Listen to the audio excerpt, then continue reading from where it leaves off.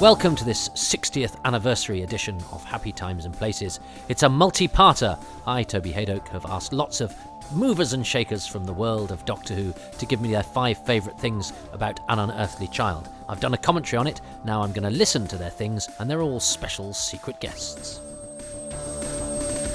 Hello, lovely Toby Haydock. It's Katie Manning here. Well, happy times and places. We've shared a few of those, haven't we, my darling? And I'm sure most of your listeners know that not only are you an incredible broadcaster, writer, actor, but you're also an amazing stand-up comedian, and I've seen a lot of your work, and you are brilliant.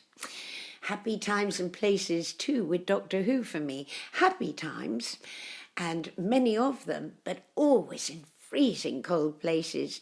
And here we are, 60 years on, celebrating Doctor Who's long run, giving so much to so many, inspiring those to go into the arts and the sciences, and helping so many through difficult times. I am so grateful to have been part of this show, that I remember seeing an episode many years ago with William Hartnell, and I remember sitting down thinking, wow, this is a really cool show, and it still is all these years later.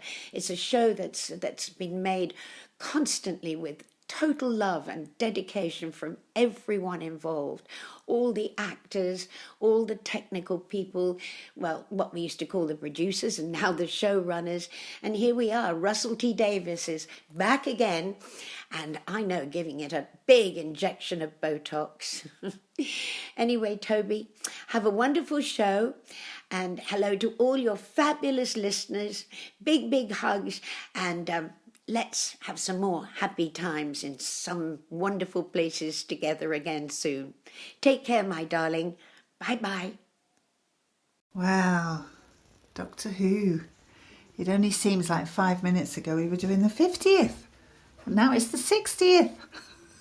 Anyway, love to everybody. Happy birthday, us, eh? So proud to have been part of it. Thanks so much to Katie Manning and to Louise Jameson for bestowing their greatness upon this humble podcast. Normally, the guest who chooses the episode introduces each instalment of Happy Times and Places to let us know what is forthcoming. You know, we will be watching, I have actually just watched, An Unearthly Child, and the commentary is on the previous instalment of this Unearthly Child 60th anniversary batch of Happy Times and Places. And what follows is the aftermath, which was a lot longer than I'd expected it to be, because I asked lots of different people from the worlds of Doctor Who to tell me their 5 favourite things about An Unearthly Child, and loads of them responded. And of course, I couldn't just then play their thoughts without commenting upon them. So what follows in the next, I don't know how many episodes, because I haven't finished the record or the edit, will be the aftermath of the commentary, in which I play the responses of my volunteer guests who give their perspective on the episode, which are all very different because they're an eclectic bunch of folk, all with some connection to the show, some of whom have actually directly worked on it, classic series and new series. So it's packed full of special guests, and I hope that provides enough variety in order to justify this full-length excursion into the ins and outs of that very first episode. It's not the story, An Unearthly Child. I know some fools call it 100,000 BC. I'm very much an Unearthly Child man for all 4 episodes. Why? Because that's what I was used to when I was younger, and that's how it has stayed. I have no logic or other ways to justify it. I know what I like, and I like An Unearthly Child, and I don't like 100,000 BC. But anyway, this is all about that very first episode, An Unearthly Child. There's no doubt about what that's called. And we'll just go through the guests in the order that I listen to them to see what they like about the episode, and then I'll comment on their comments, and we will continue at this rate until the crack of doom. But these podcasts started during the pandemic, and I asked, mates of mine, I asked people that, I thought could lend it some credibility, but, who were also chums who I thought would do it and not tell me to get lost. And actually, since this next person, who did the very first one to go out, I think my friend Chris Boyle did the first one I recorded, but then I think I swap the order when I put them out. I think I did when I put them out actually for public consumption. Maybe not. Maybe Chris and Day of the Daleks were first. I can't remember. It's my own podcast. It's terrible. I think how come I'm expected to chronicle a television show I wasn't in when I can't even chronicle a podcast I've done everything for. But anyway, Tom Burgess and the Sontaran Experiment were very early, if not the first, entries into Happy Times and Places, this podcast, what you are listening to right now. And he since then, in fact, last night, as I record this, he did his own Doctor Who show. So I've just checked. No, the second Happy Times and Places was the Sontaran Experiment with Tom Burgess. I think maybe it was the first one I put out on video on YouTube because it was only a two-parter. Anyway, who cares? It doesn't matter. You're just listening to this. You don't care how it balances out in terms of my podcast. I'm trying to make everything have a cause and reason. Why? It doesn't mean it's because I'm a Doctor Who fan and I need everything to fit into certain places and to have patterns. But Tom was a comic then and is a comic now, but he's since done his Doctor Who show with his character Peter Fleming, who is an old BBC producer, most of whose programmes have been lost. But his latest show at the Edinburgh Fringe was Peter Fleming Meets Doctor Who, and he did the last night of his tour at my comedy club, XS Malarkey, last night. He did one of the very first Happy Times and Places, and I've asked him, Tom Burgess, comedian, he's also on the production team of Blue Peter, so he crosses with the other great institution with which Doctor Who is inextricably linked. I've asked Tom to give me his 5 favourite things. Hello, Toby, and Happy Times and Places listeners. It's Tom Burgess here. Nice to be back with you after doing the Sontaran Experiment at the very beginning of this project. It's lovely to be with you for An Unearthly Child. My 5 favourite things about the episode are as follows. The school children from the very second scene of Doctor Who that Toby, you have already covered in such depth. Kenneth Williams, Shady Sal, the lot of them. Now, what is it about these people? Is it a certain quality they bring to their roles, or is it maybe the mythic status we give them? These people who took a little walk-on role in some show that'll probably come and go, be forgotten about in a few weeks, that didn't quite work out that way. I wonder if those people had any idea that that was going to be their most watched few seconds of work going through the decades. It's an amazing thought. Anyway, I love them. Well, I am going to stop. I'm loving the fact that everyone's choosing some of the school children because I have a special interest. If you haven't heard my Far Too Much Information, it's down as season 4 in iTunes. And Far Too Much Information is a patron exclusive podcast, but I was so proud of this one because I found out something. I tracked down every single one of those school children. And all life is there, and it was a project of such little consequence, and yet I'm absolutely thrilled. I spent so many hours on it just to put names to faces and to find out about those people, and the fact that people who were close to them gave me their time, and enjoyed having them live again because they flickered for seconds in the background, or occasionally in the foreground of not just an episode of Doctor Who, but the very first. And I love the fact that has obviously chimed with people like Tom and Jim. So, again, it's probably just vanity, but I don't know. It's lovely. It's not about me. It's about them. It's about the fact that people, or maybe it's about the fact that I've always been enchanted by that idea that somebody, is committed to tape forever, no matter what else happens to them. And they're part of history, and that will never be taken away. And they'll be there forever, no matter what happened to them before and after in their lives, whether it was good, bad, or indifferent. And again, in the podcast, you discover it's often all three. I find it really strange and moving, which is perhaps why I always think about actors and am obsessed with.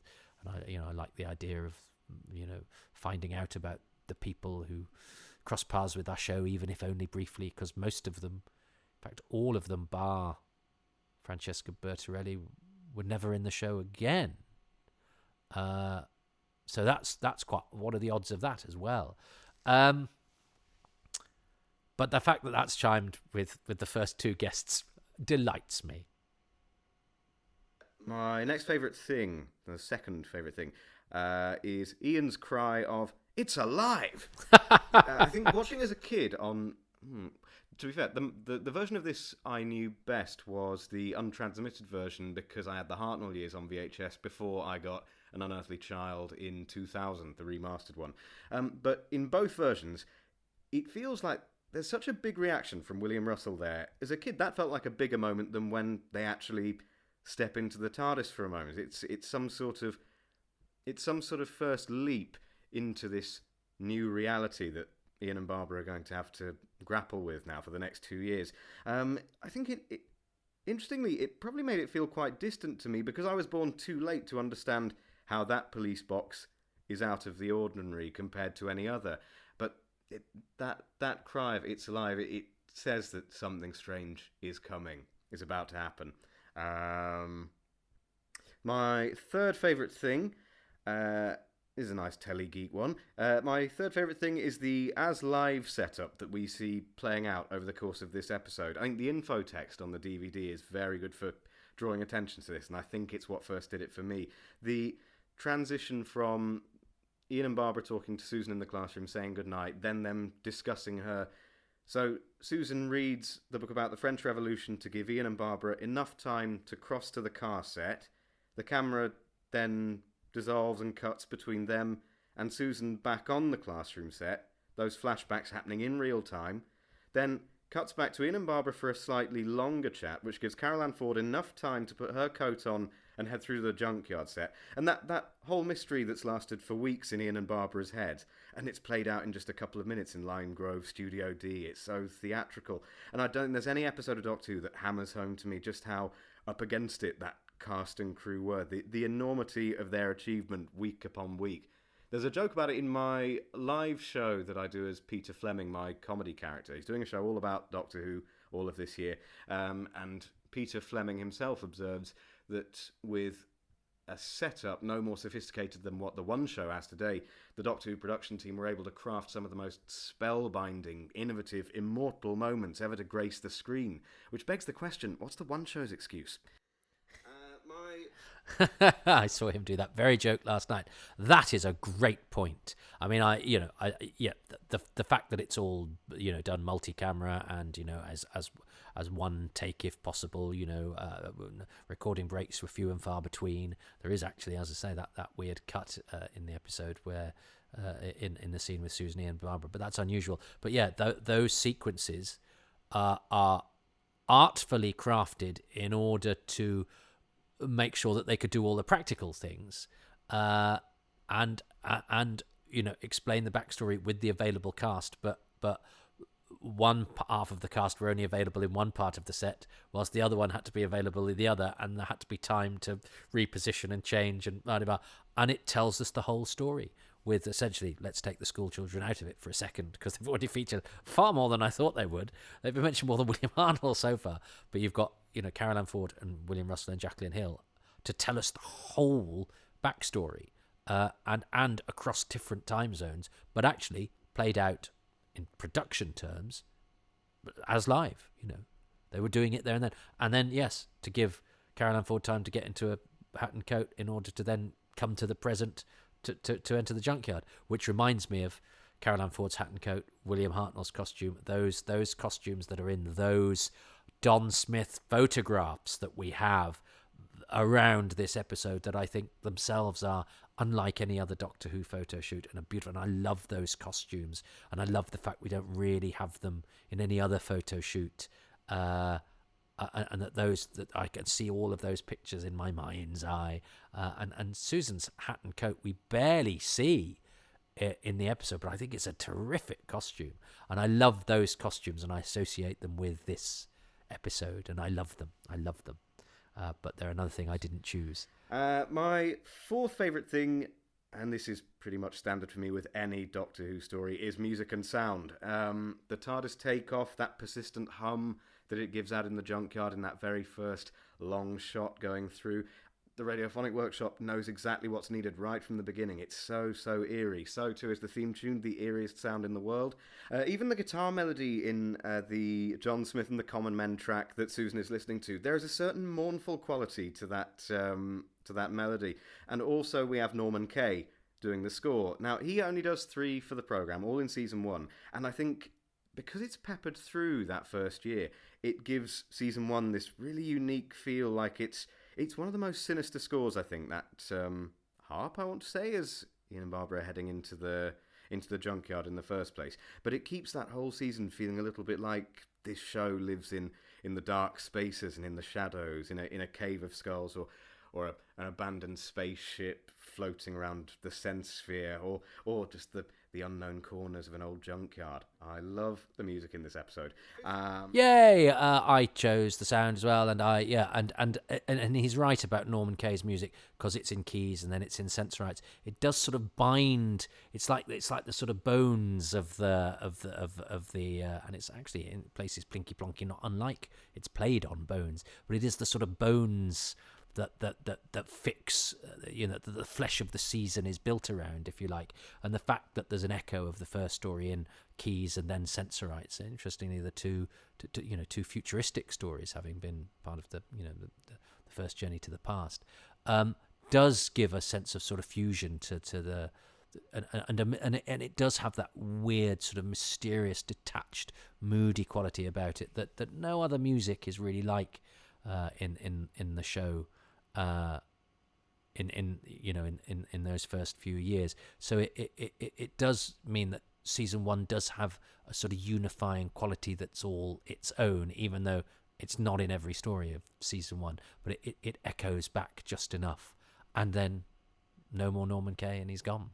And I believe he wasn't all that bothered about Doctor Who and was a bit disdainful of his work on it, but I think it's magnificent, and I'm glad it's there, and I'm glad he did a couple of more stories in order to echo back to that very first one, because otherwise the first one would have seemed too much like an anomaly, and it has to be magnificent and stand tall over everything else because it's the first episode of Doctor Who, but it also has to be part of Doctor Who, and yet it's also wonderful because it's got bits that were never quite done that way again, but it still needs to feel not too different from than other parts of the show. Otherwise it would be too much of an enigma, and that would make it stand out for the wrong reasons. It stands out for its magnificence, but to all other purposes it is a great episode of Doctor Who. It's both at the same time, and that's what Doctor Who is all about, is being two apparently contradictory things at the same time. And my 5th and final favourite thing, it's not the long track into the junkyard or that lonely policeman. I'd love to fit those in, but I can't. It's not even the cast, really. It is just how lucky this episode is, and we are, that it exists not just once, but twice. And because we have 2 different versions of it, we really learn from An Unearthly Child not just what Doctor Who is, but also what it isn't. You can compare the 2 versions and see what choices are made to show what this programme actually is. So Susan doesn't make Rorschach patterns for slightly too long. She spots a mistake in a history book, and that makes her mystery become a little bit more accessible to all of us. It helps us come in. It still keeps its characters mysterious, but it makes them more mysterious because it doesn't make them specific. Susan isn't from the 49th century. She's from another time, another world. They never tell us everything. And the Doctor is still strange and frightening in the version that actually went out, but he isn't as cruel, and he's also not as small as he is in the unbroadcast version. He doesn't focus down so heavily on the terror of being caught in the transmitted version. He still finds time to let Susan know he's found a replacement for that faulty filament that he thinks will serve. He's quite distracted, he's quite absent-minded, and he's on a higher plane than us, and we can see that because he's calmer, he's less concerned. I think we're in such a lucky position since 1991 being able to watch both of those versions. The audience at the time couldn't know just how well that final version tells us all we need to know about Doctor Who and what it is. So those are my 5 favourite things. If you or your listeners would like to find any of my wares, you can look up Into the Archives with Peter Fleming and find my Peter Fleming podcast, a entirely fictional comedy podcast all about lost TV and the golden age of television, which is the 60s and 70s. Sorry, everything that came after. Thank you very much. Goodbye. Happy anniversary. Bye. I love Tom. I love Tom Burgess. He is such a charming performer. He's a lovely chap too. He's very disarming and lovely, and humble is wrong that sense, but he's just a very easy, lovely, nice chap. He's a nice chap, and he has a sort of old world energy about him because he's young. He's only 29, I think. Although we were stopped in the park by a Newsbeat reporter who wanted to interview us about. I said I can't be interviewed on Newsbeat. I present on the BBC. And Tom said I actually work for the BBC on Blue Peter, so I can't either. So he was like, oh damn! I was wanting to interview people about dog walking, but we weren't allowed to. We can't be vox pops on the BBC. And he said, oh, so is this your dad then? Is it? It's like, no, he thought I was Peter's Peter, Freudian slip, Tom's dad. Tom plays Peter Fleming. If you like comedy and you like old telly, you will love Tom's podcast. And Peter Fleming is a gorgeous character, utterly charming. It's not a piss take at all. It is completely done out of love, but is charming and funny and brilliantly performed. And if you haven't discovered Tom's work, do, because you'll love it. And that's coming from me, who's somebody that did a Doctor Who show and, slightly thinks everyone else should back off, frankly. But he did a lovely Doctor Who show as Peter Fleming, and it's beautiful. But yeah, check out his Into the Archive and that character, because you'll love it. It'll be right up your street. If you're listening to this, you definitely need to be listening to that. And isn't that interesting how, yes, and of course the pilot, the Rorschach, I love the Rorschach TARDIS Igblot, but Sidney Newman was right. You can't really tell what it is. We know what it is because we see the TARDIS console later, but and it's beautiful, and the ink, just ink on paper, strange, isn't it? And of course something quite commonplace then, but alien to us now, but simple tools, made into something abstract, weird, just out of a simple device of blots folded onto a bit of paper. But it probably was a step too far, slightly too mysterious. So they went for that wonderfully economical, she's reading a book on the French Revolution and she spots a mistake in it. That's all you need. It is genius. But I'm glad we have the Rorschach thing, because I think that is a wonderful idea and it's a brilliant visual. And they abandoned it, and it's never been in Doctor Who, but we can still see it and enjoy it. That's because we have the pilot, which has been chosen twice by Jim and by Tom, and wasn't chosen by me, as have the school children, which have been chosen. And neither of them have chosen William Hartnell. So at the moment, William Hartnell, Doctor Who, has scored less than the schoolboy who goes, and the episode that was never broadcast. You see, and people thought this was going to be repetitive. I thought everyone would choose William Hartnell, and he deserves to be chosen by everybody. But also, isn't it wonderful that he hasn't been, because he's still always going to be the first Doctor Who, and he's still always going to be brilliant. But for the purposes of this podcast, some people are looking in slightly different directions, and I'm fine with that. Now then, who's next? Well, look, I mean, I'm getting Doctor Who fans to tell me their favourite things about the first episode of Doctor Who. So I should get, if we're talking about the original, you might say, I should get one of the original Doctor Who fans, shouldn't I? He did such a good job on the Happy Times and Places for Marco Polo, and he's such an erudite man, and he wrote the Bible on the first few years of the show, called The Early Years. He is J. Jeremy Bentham. He's an interesting, educated, charming, old school, old school in the best possible way. I've a lot of time for this man. I don't really know him that well. He wears it very lightly.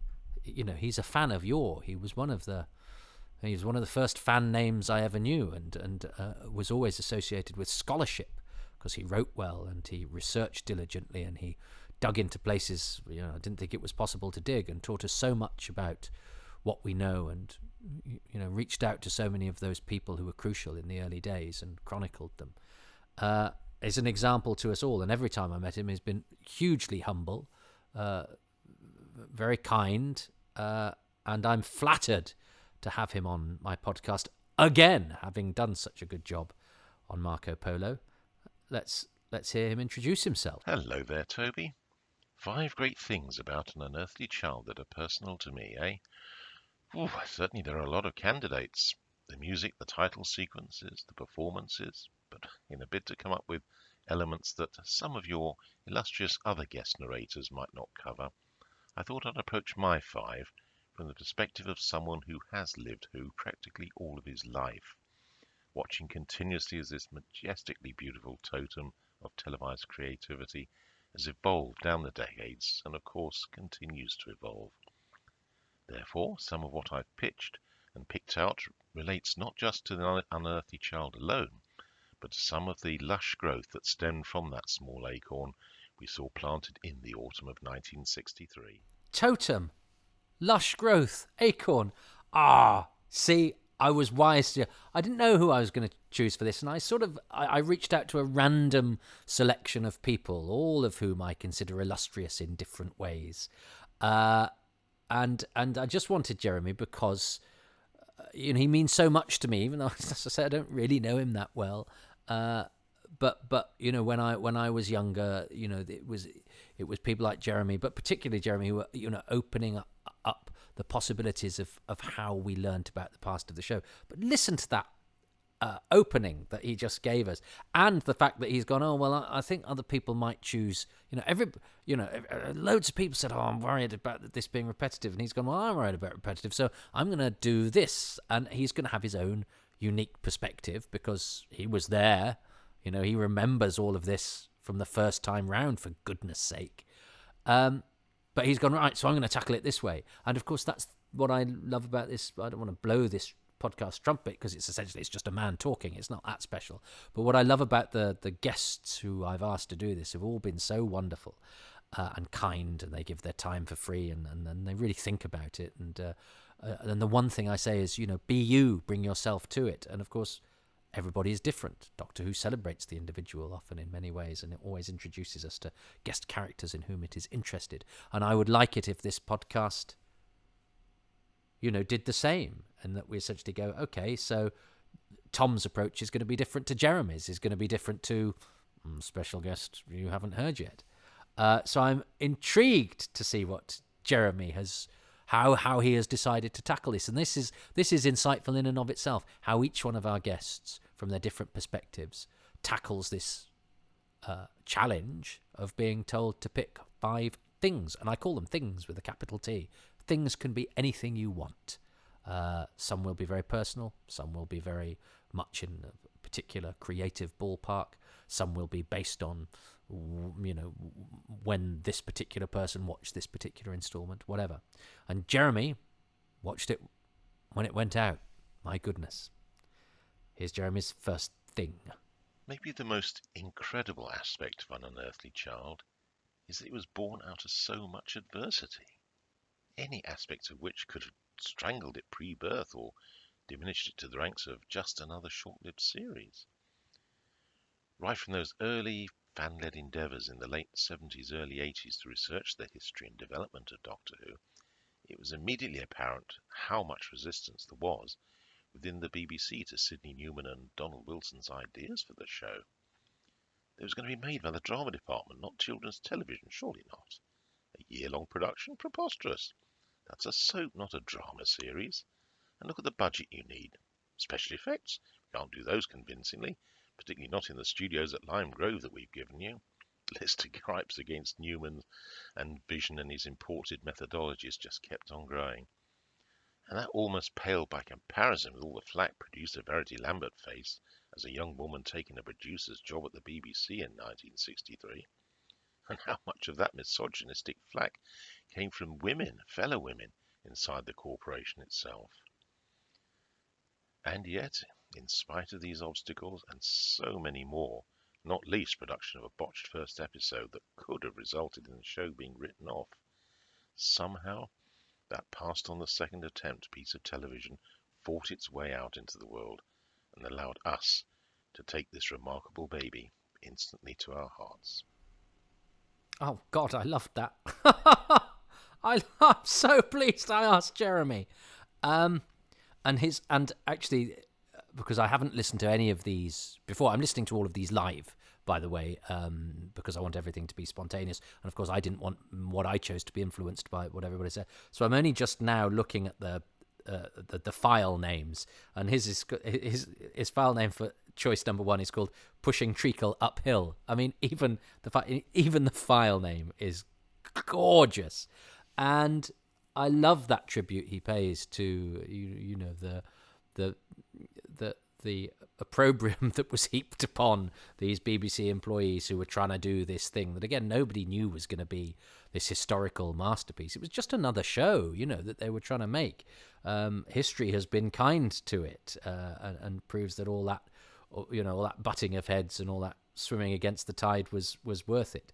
But I loved how he phrased that and sort of, explains that Doctor Who was born out of, stubbornness and commitment and actually bucking against the system and mavericks, playing against, the general direction that the wind was blowing in. And all of that is, again, kind of emblematic of the show that they ended up creating. And I love that Jeremy has thought to point that out, especially in such a beautifully titled file. Number 2. David Arthur Whittaker, 35 years old when he entered the orbit of Doctor Who, and to my mind almost cruelly omitted from Mark Gatiss' otherwise pitch-perfect Adventure in Space and Time 2013 love letter to Doctor Who's origins. But perhaps that was inevitable, given that so much of Whittaker's role in the development of An Unearthly Child, and all that followed, largely remains an enigma, if only because nobody in fandom ever got to meet him in person before his tragic and early death from cancer in 1980, aged just 51. Yet I am firmly of the belief you just cannot overstate what he brought to Doctor Who. Whittaker rounded out the Doctor's character, turning away from the condescending, vitriolic, and sometimes just unpleasant person witnessed in the pilot version of An Unearthly Child. The Hartnell Doctor we, the audiences, witnessed on the 23rd of November 1963 was already more thoughtful, less arrogant, while still commanding and willing to give only hints of his true and vast intellect. He wasn't yet overtly warm and affectionate, but Whittaker himself would work on that in subsequent episodes, and in the process begin the Doctor's evolution into the core central figure we recognise today. David Whittaker truly got Doctor Who from the off. That I firmly believe.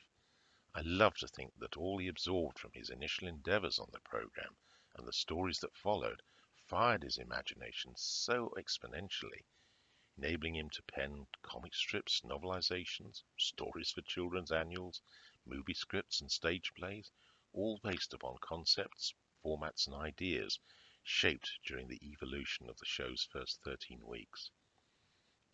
And if you'll allow me a personal memory here, I recall a genuine hair standing up on the back of my neck moment while interviewing June Barry, David Whittaker's first wife, in 1984 about her former husband. She spoke about how there was something quite old-fashioned, fastidious and punctilious in David's mannerisms, something slightly out of sync with the world of the 1960s. And I couldn't help but wonder to myself if perhaps we had glimpsed a little bit of the true David Whittaker in the character of Edward Waterfield that he wrote for his own scripts in The Evil of the Daleks. Oh, Jeremy, I am so pleased I asked you to do this. You've put that so beautifully. I love the people who made Doctor Who, and I do get a bit emotional about it because they were the names that illuminated my childhood, which was, one of fearing my own shadow and worry and loneliness and all sorts of other things. And these names spoke of another world, an amazing world. And I know, I never thought I'd get to be sort of part of it. And I know I'm only sort of peripheral. I'm a lovey with an iPhone, but I have got to. I made a documentary about David Whittaker, and that was quite an emotional process, because you actually discover that name that you see on the side of a book, and you think, well, that's his life sorted, isn't it? He's a writer, and you think, they were there, in the early days of Doctor Who. They must have, just gone on to great things and had a fantastic life, and then actually you scratch and you discover things, and of course they're human and they're flawed, and actually their life didn't necessarily turn out the way they might have imagined, or certainly that one might have imagined.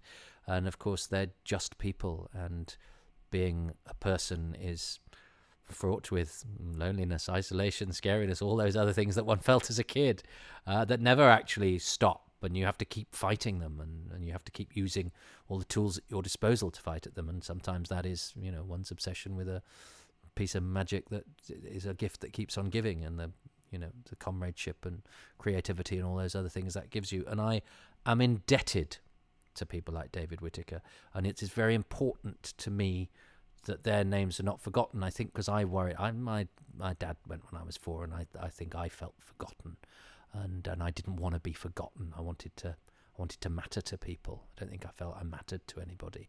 And so it was always important to me that names mattered and were registered, which is perhaps why I'm obsessed with credits and things like that, probably to an unnatural extent. But I wanted to those people to live. I wanted to acknowledge to those people, even though they're gone, that they're important, really important, those names. And David Whittaker, I think, is, because he's credited as story editor, obviously, but he is such an important architect of Doctor Who. And I mentioned about the additions to Terry Nation's script. I think there's so much work that Whittaker does to shape the feel and the phraseology and the dialogue and the sort of slightly literary, slightly fairy tale in occasion qualities, especially of those early years of the show, those foundations upon which all our understanding is built of Doctor Who. And I think he truly was an architect of the show. So I love that Jeremy got to speak to June Berry, which we sadly didn't. She didn't die that long ago, but she'd been poorly for a very long time, and not able to be interviewed. And that he got that record, and that actually David, he feels, I didn't know this, lives on in Edward Waterfield in Evil, who is such a charming character as well. And there is a book coming out by Simon Guerrier about David Whittaker, so that will take on the work, because we had to be necessarily pithy, and we were making a television program, which is a different task about, in our documentary Chris Chapman and I made, called Looking for David, in which we hopefully helped him live again a little bit, but in book form it's very different and much more detail, and I'm looking forward to seeing what Simon has done. So I'm glad that, and he was 35. I think of him as such an old man. He looks old in all those pictures. I am 14 years older than David Whittaker was when he was producing magic on a clickety-clackety typewriter in a drafty office in Television Centre all those years ago. I've got 15 years on him, and I can't even tie my shoelaces properly. I think you won, David. Jeremy's third thing. Everyone is used to the idea that Doctor Who's first story is a four-parter, variously known as the Tribe of Gum, Tribe of Orb, 100,000 BC, or just An Unearthly Child. But if you take a step back, what certainly strikes me is that these first 4 episodes actually comprise 2 wholly separate adventures. A 3-part story of capture, survival and escape on Paleolithic Earth, but preceded by a single-part story concerning the kidnapping of 2 schoolteachers from London 1963. Under a different set of rules or protocols, An Unearthly Child and its earlier pilot production might be regarded, as a mathematician would perhaps see it, as Story 0, moving from its point of origin over to Story 1, the Caveman serial.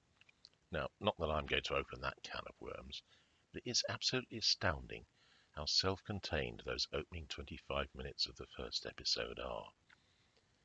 We're used today, in the 21st century, to Doctor Who episodes whirling along amid a flurry of characters dashing around crowded streets or hurtling along corridors with sonic screwdrivers being waved like Harry Potter's wand. But it's even more astonishing to consider how An Unearthly Child, seemingly in a totally unhurried manner, packs in 25 minutes of mystery, backstory, rising tension, conflict, and a dazzling trip through space and time, as it goes from a dark, quiet night outside a junkyard to the incongruous appearance of a London police box perched in a desert-like landscape, its arrival watched by something. Nothing less than script-writing genius. Yes, it is, and I mean that's I guess why we were able to do this as a solo episode, and actually again it was Jim Saxter's genius of choosing the caveman story in isolation, which he was doing to do those episodes a favour actually, because they've always lived in the shadow of this. But yes, it isn't really a 4-part story. It's a 1-part story followed by a 3-part story, but we lump them all together, and I don't mind that, and it's kind of because it's what we do and of what we've done. But this is a 25 minutes that you don't need the next 3 episodes of the, in inverted commas, story in order to appreciate what this does. This launches not just the Tribe of Gum story episodes. I will say the words 100,000 BC on my deathbed and not before, and then I will do it through gritted teeth. But and I'll be slightly more annoyed that I've had to do that than I'm about to die. See also the Massacre of St. Bartholomew's Eve and Inside the Spaceship, because I'm a stubborn git. But that's the first episode is not setting up 3 episodes, those 3 episodes, in as much as it's setting up the whole of the series, and for that, it is perfect. Number 4. Down the years, thousands of pages have been written about that mysterious traveller in time and space known only as the Doctor. I would argue, though, that while William Hartnell's character as the first Doctor is utterly compelling and unlike any other professorial figure of wisdom and eccentric authority seen anywhere on television, stage, or in films, it was the relationship with his granddaughter and with the school teachers Ian and Barbara that kept me, the viewer, alongside all of them as the series moved from one episode to another. Structurally, then, An Unearthly Child isn't just Doctor Who, the central figure, supported by 3 line-feeding role players. William Russell's Ian is the show's co-star, the hero figure who drove the action elements in any given story. He could easily have become the warrior leader presence were it not for the knowledge is power personality of the Doctor. That clash of perspectives is what made those first confrontations inside the TARDIS, particularly during the first episode, so compelling. Which one would win their war of words? And, just as it seemed, Ian was emerging victorious and they'd escaped from the ship, that devious old Doctor scored the winner by operating the TARDIS and taking everyone away from 1963, perhaps forever. Jacqueline Hill's Barbara seemed to spend most of the first episode a bit on the back foot, happy to let Ian do most of the talking.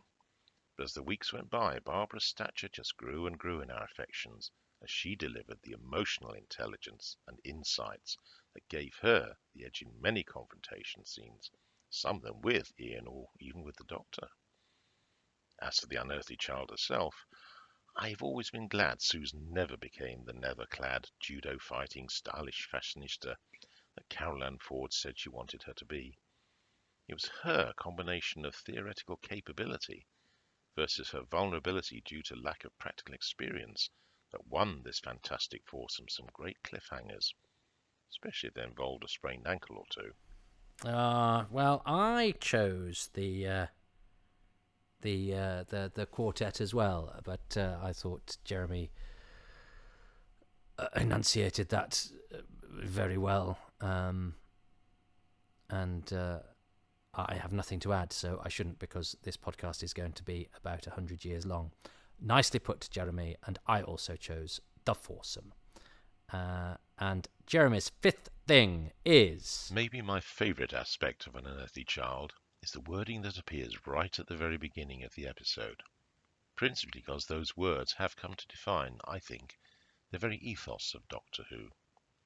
They're right there in plain sight on the door of the police box. 5 little words that speak volumes. Advice and assistance obtainable immediately. They've come to mean what the fully rounded multi-incarnation Doctor brings to almost every parlous situation. David Whittaker, that man again, was the first to offer hints that the TARDIS was far more than a mere machine when the ship adamantly refused to let the Doctor pilot it to its own destruction in Story 3. Mind you, it took until Neil Gaiman's excellent The Doctor's Wife for the TARDIS to explicitly reveal that she, always took the craft and its passengers to where they were needed. So consider the events of An Unearthly Child and its subsequent episodes in the Stone Age. Here, the 4 unsuspecting travellers find themselves, like the alien monolith in Stanley Kubrick's 2001 movie, amidst a tribe of primitives, slowly dying of starvation and hypothermia, because they lack the one key bit of knowledge that will enable them not only to survive, but to ultimately thrive and begin what we might call the ascent of man, how to make and then use fire.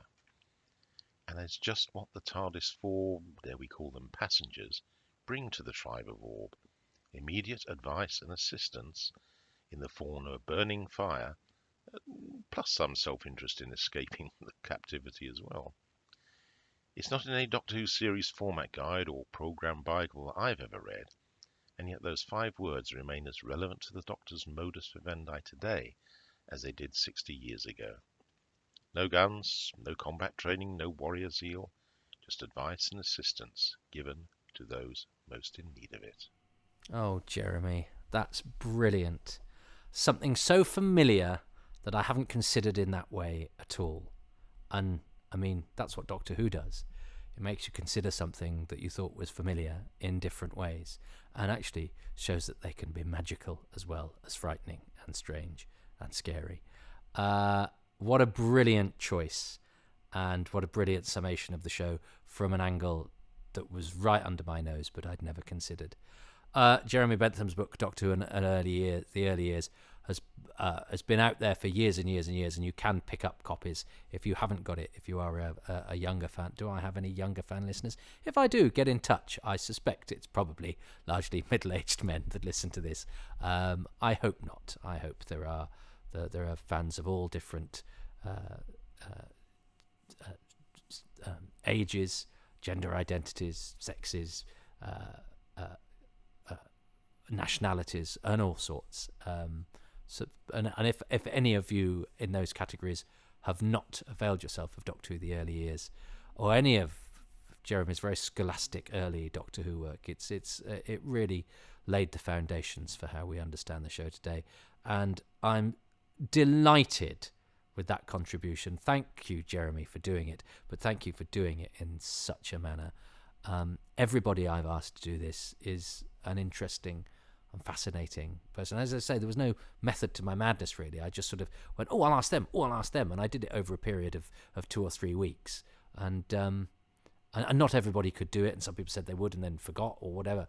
But I'm delighted. Let's see who else we have to come, because as I say, I tried to get a range of people as well, so it's not all men of a certain class and age. So for a show that is about new horizons and fresh perspectives, there is, I find, occasionally resistance amongst chaps of my ilk to younger fans, so not the Jeremys of this world, but to younger fans, female fans, fans with different perspectives, different ideas. And of course, what keeps this show alive is that it keeps reinventing itself, and it keeps appealing to new generations and new demographics of people. So I am not one of those guys who resists, the people who will probably, start doing some of the things that I currently do and benefit from being able to do, which I see as a privilege, not a right. And I think, I am glad to see other people getting some opportunities and getting to enjoy the spoils of being able to publicly talk about Doctor Who and all of that sort of thing. Because I don't see it as my job. I see it as a hobby that's got out of hand. But, I'm an actor and a comedian. All the other stuff is gravy, really.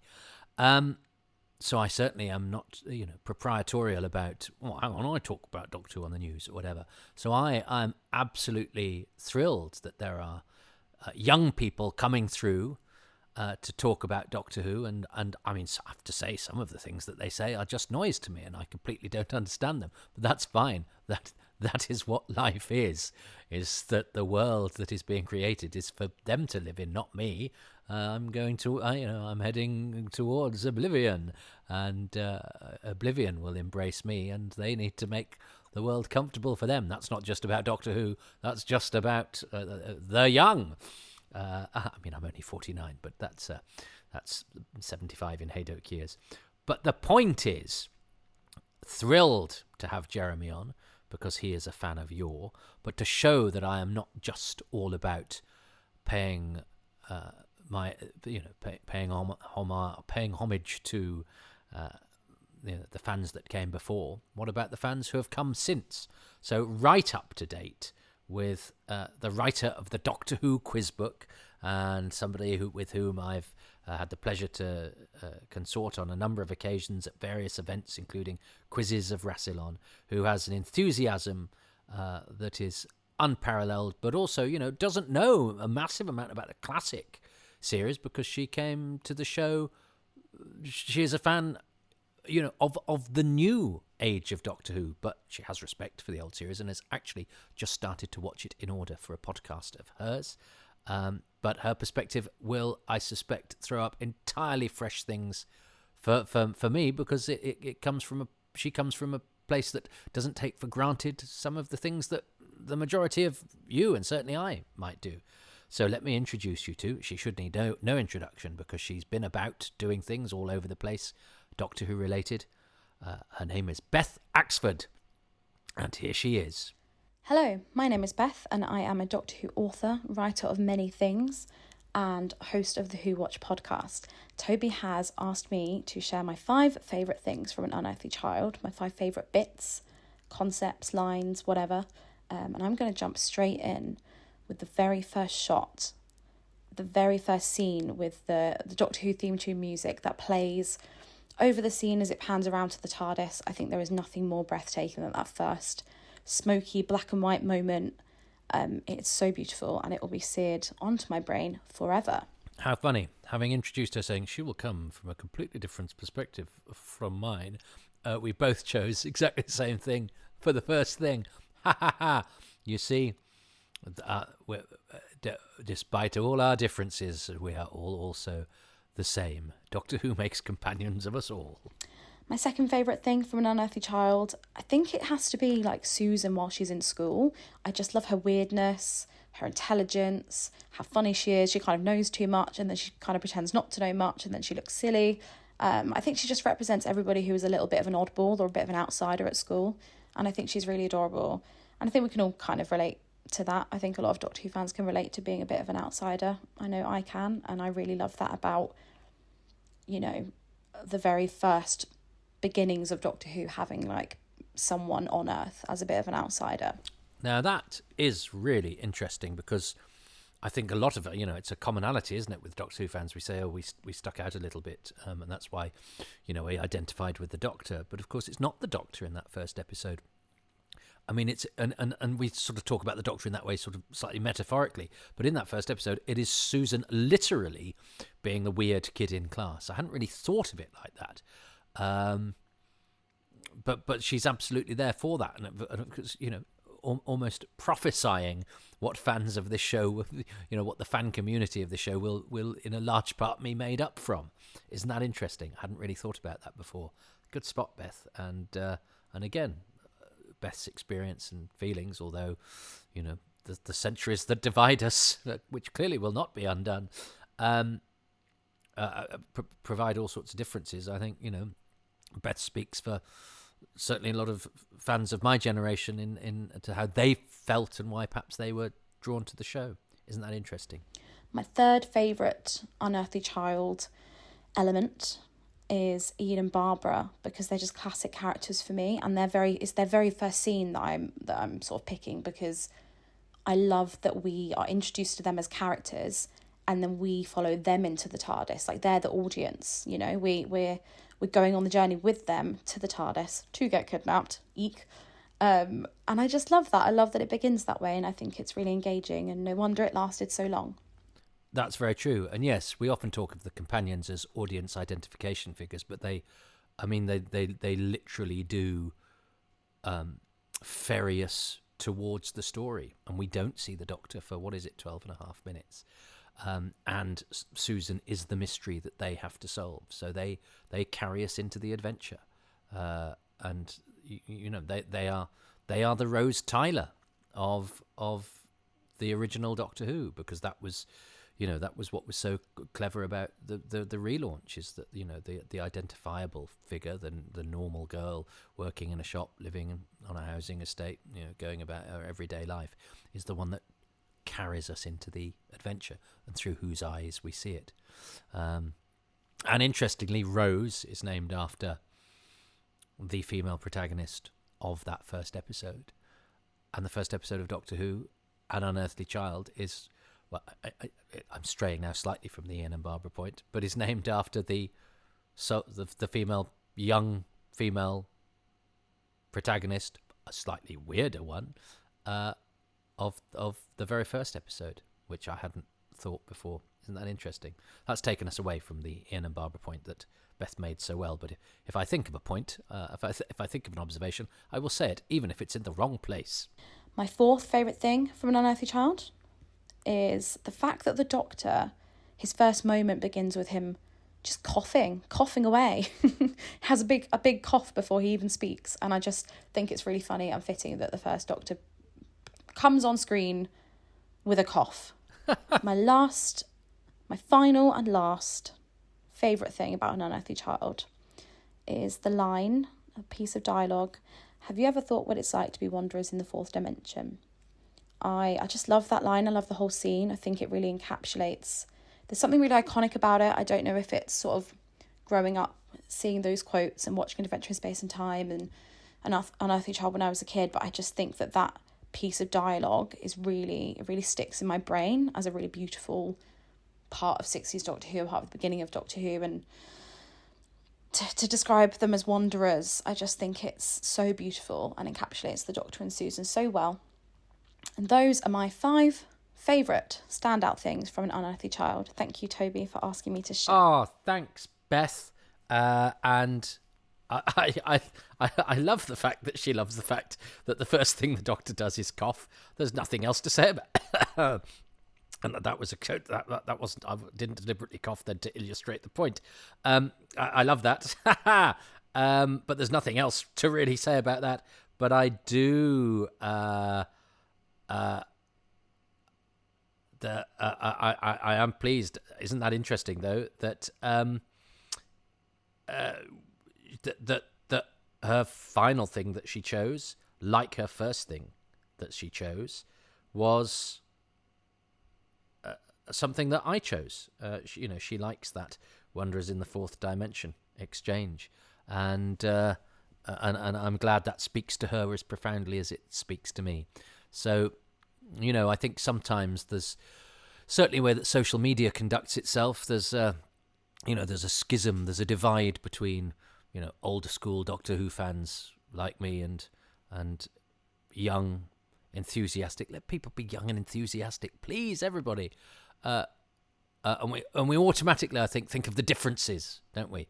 But look, Beth just showed that she and I aren't so different. But I'll be dead first. That's the only thing. Thanks to Beth, and I'm really pleased to have met so many young. I keep saying young like I'm this antediluvian fogey, but But there are younger people coming through, and we need them because they will watch Doctor Who and they will make Doctor Who in the future, and they will keep Doctor Who alive. And it has to appeal to people beyond people of my generation and beyond people who liked the show in the 70s, 80s, and 90s. I'm still lucky that I also like it now and love it now, and love New Who and very much see it as part of the same show. And I'm thrilled when people who came to Doctor Who through Russell T Davies and Stephen Moffat and Chris Chibnall go back and find that they like stuff about the older episodes, which is if you're somebody that brought up on 21st century television, it's a hard filter through which to watch stuff, which is why, as I record this, we're anticipating a colorized, cut-down version of the Daleks, which is an entirely legitimate thing to do. And as Russell said on the One Show the other day, a lot of young people won't watch black and white. It's too much of a barrier, and that is not their fault. You are a product of the stimuli that you have been poked by, and there's not much stimulating about grayscale images and multi-camera and the pace and all of that sort of thing. It's not a bad thing that's beyond the pale to some, and that they can't see past the production values in the same way that silent movies looked a bit sort of strange to me and a bit boring to me when I was very young. I then realised they were haunting and scary and terrifying and brilliant as well as I got older. But it took a while. So I am delighted, and I'm predisposed to, enjoy older stuff.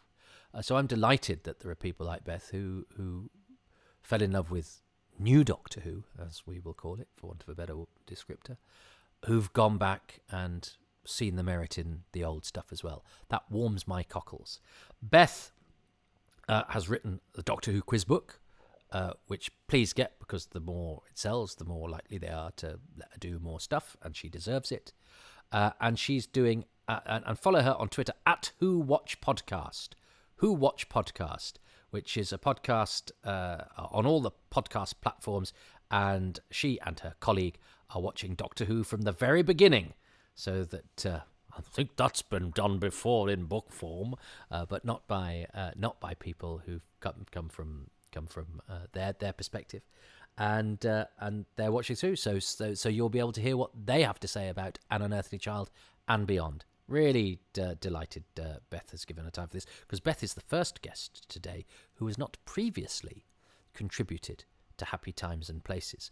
I've brought back some old favourites from previous ones, or people who thought were appropriate to do. I've tried to get a mix of people, but I've also been lucky to get some people who've never contributed to the podcast before, so that's quite exciting as well, is it? But the next person, if I'm doing Doctor Who fans at the top here,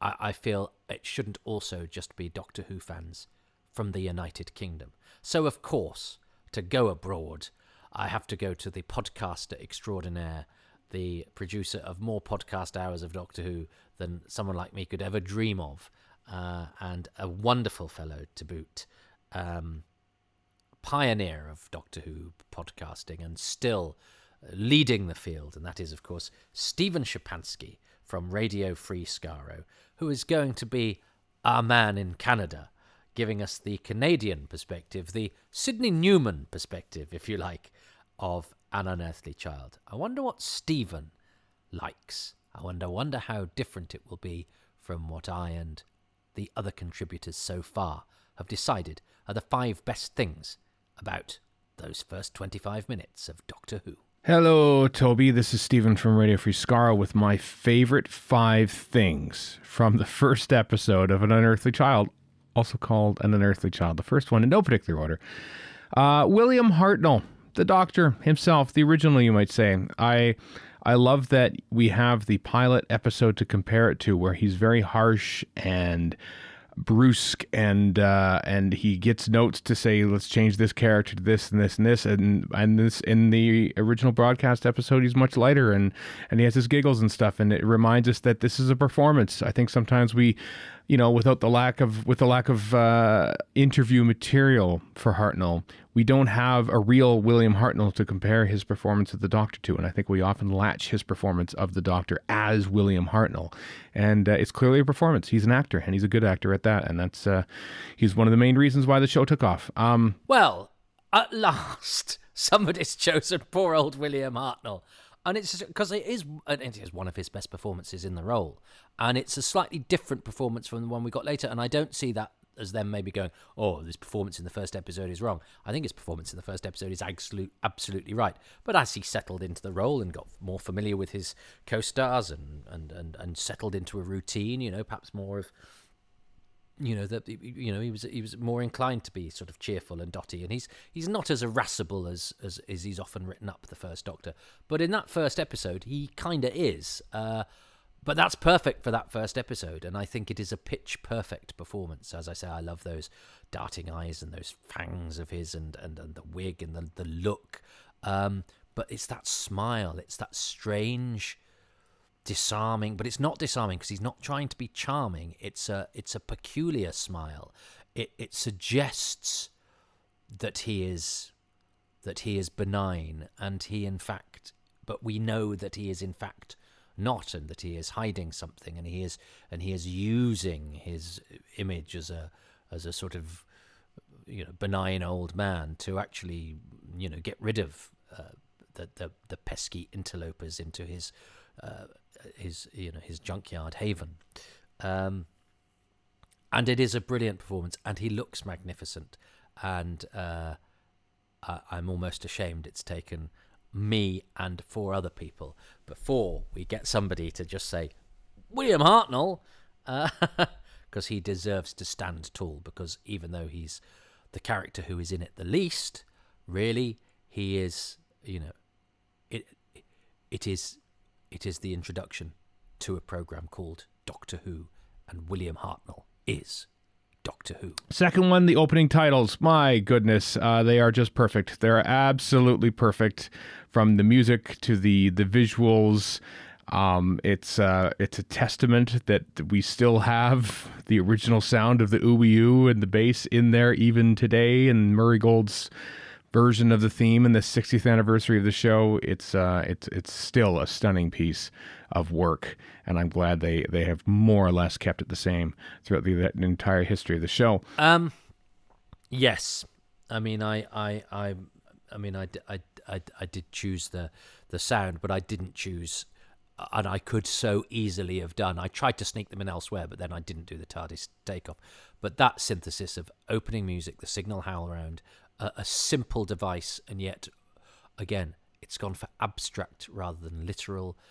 It's a suggestive thing that is all about mood and all about strangeness, that suggests time travel, but only because you're watching a show about time travel.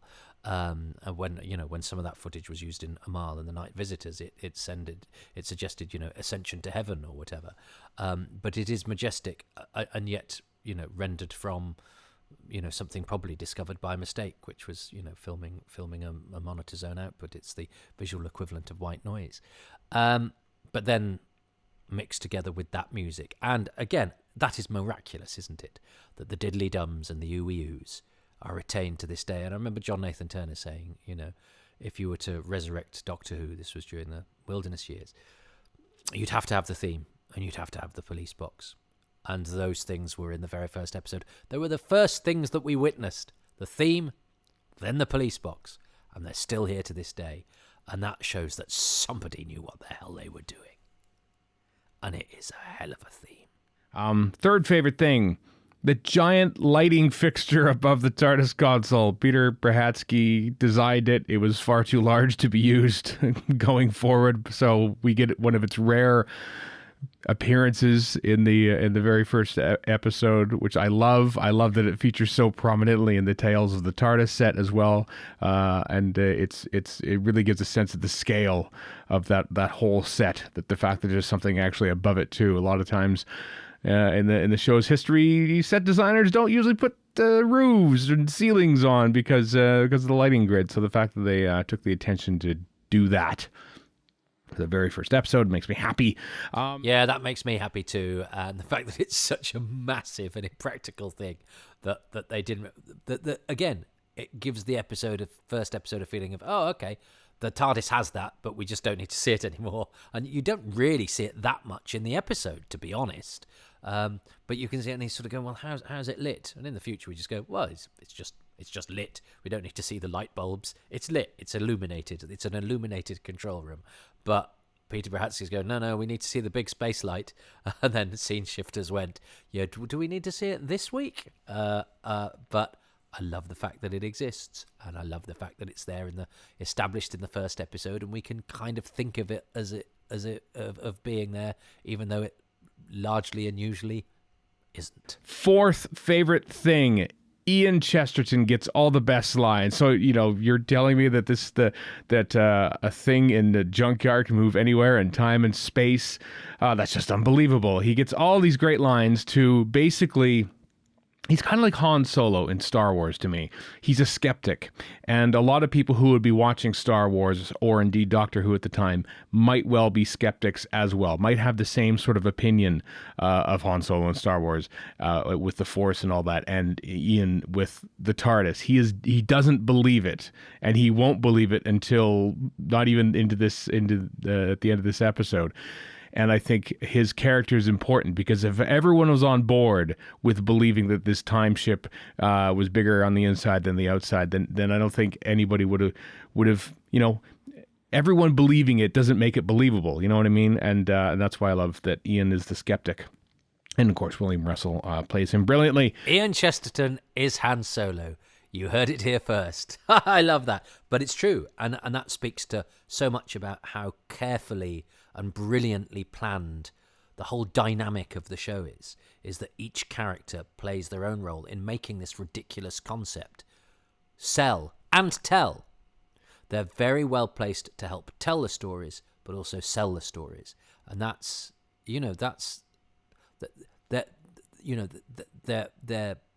their attributes. We need a young kid get into trouble. They've been chosen deliberately to make this format work as well as it can, and then within the choosing of those figureheads, they've then written them to fulfill certain functions whilst remaining characters. And it's deceptively simple, because it's actually not that simple, but they sort of keep it simple, but actually that enables it to be really complicated.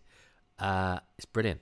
It's brilliant. And the last favorite thing of An Unearthly Child, the TARDIS sound effect, heard in full, possibly for the only time, I think, in the entire show's history. It, along with the theme song, it's a stunning piece of sound technology and creation, and that indeed has never been altered, apart from a couple things in the Troughton era, I want to say, but. It's an iconic sound effect. It's the one thing that brings you hope and joy and anticipation anytime you hear it across the ages in Doctor Who, and it gets its start here, and it's wonderful. A man called Brian, his mum's back door key, a knackered bit of a piano, and time and space is torn apart, and we force our way through it within the time ship TARDIS. That's Doctor Who, isn't it? Brian Hodgson of the BBC Radiophonic Workshop. One of the great... I know he's sung by us and interviewed by us, but one of the great undersung heroes of Doctor Who. I've said it before and I'll say it again. The sound effects in 60s Who are vital to its ambience and to its success and to its unique feel. And none more so than that TARDIS sound effect, which has lasted to this... not just the theme and the police box, as I mentioned before, but the TARDIS takeoff sound. As Stephen says, we get the really full version in this too, which we never quite hear like that again. But it, I've heard it on tapes and stuff like that. And it's a wonderful, wonderful piece of design that sounds like it's, again, been created for something that will endure, but actually it was created... No, in fact, they didn't use it all the time, even then, either, for the materialization. It sometimes went unaccompanied.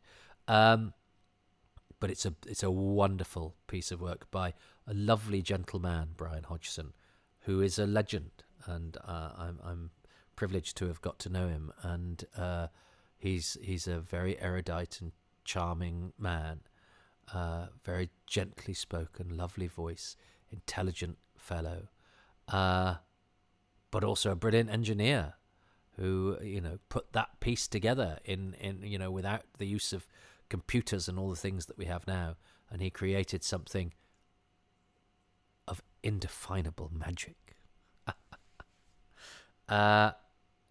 Thanks, Stephen. Of course, Stephen, if you're listening to Doctor Who podcasts, you will know well, but if you've been living on another planet or hiding away in a junkyard without access to the internet, Radio Free Skaro is surely the longest running and certainly the most famous Doctor Who podcast.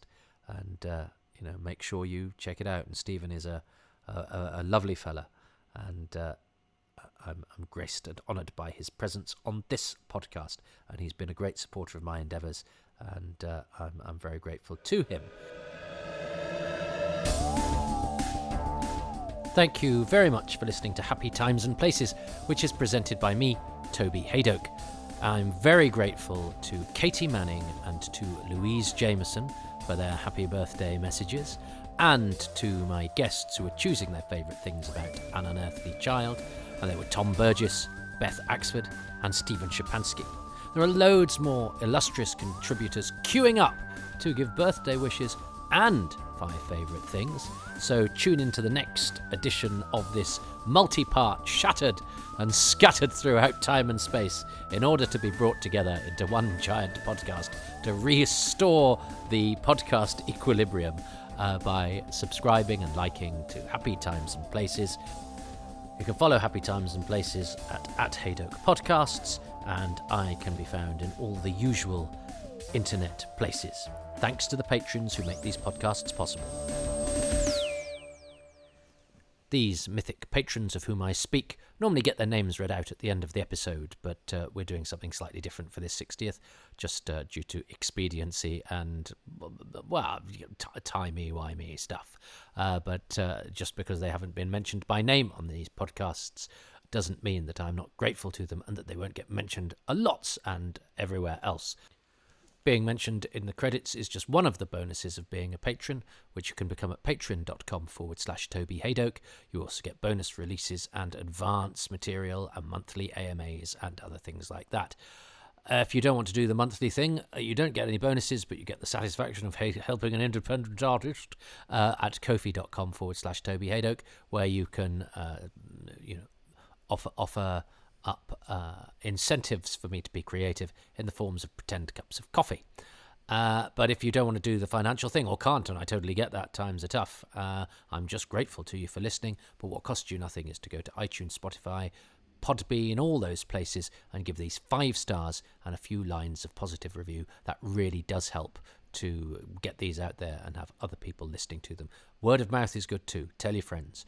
And you can find out more at Haydock Podcasts, at Toby Haydock on the various social media platforms, at toby.haydock on Instagram, and just keep liking, subscribing, supporting, and most importantly, listening to Happy Times and Places and the other Toby Haydock's Time Travels podcasts.